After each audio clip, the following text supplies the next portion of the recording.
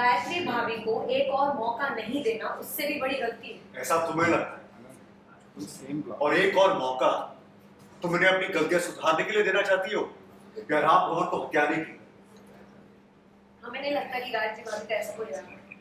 अगर उनका ऐसा कोई इरादा होता तो हमसे ऐसे माफी नहीं मांग रही होती। उन्होंने पुलिस के सामने सच नहीं कहा होता, उन्होंने जहर नहीं खाया होता। हमारे साथ हमने वो सब कुछ किया जो हमारे बस में। ईशा को देखो, और वो ज्वेलरी जो तेरे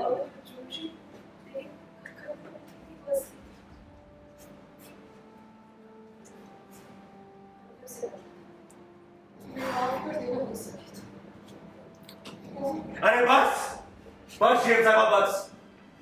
ऐसे एक एक करके अपनी सारी गलतियां गिनाती रहेगी ना तो सुबह से रात हो जाएगी, लेकिन अपनी गलतियों की लिस्ट खत्म नहीं होने वाली। तो शॉर्ट एंड स्वीट आपको बता देते, इस घर के रिश्तों में जो भी कड़वाहट आई है वो सब हमारी बाहर जीएम साहब की वजह से ही आई है।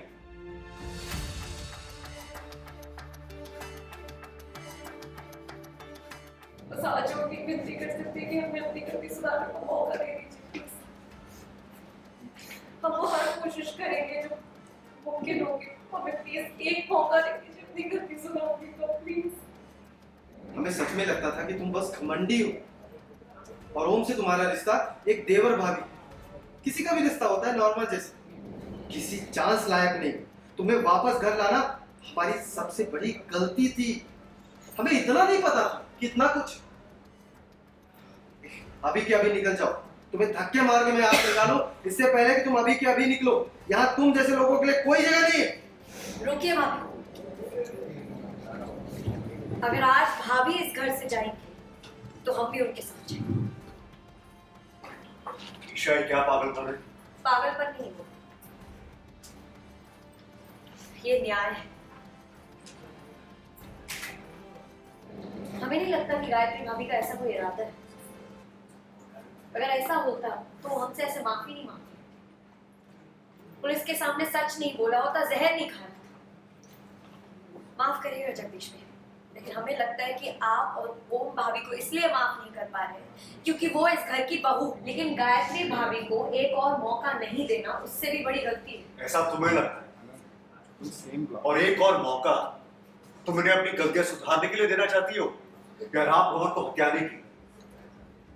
हमें नहीं लगता कि गायत्री भाभी का ऐसा कोई इरादा है। अगर उनका ऐसा कोई इरादा होता तो हमसे ऐसे माफी नहीं मांग रही होती।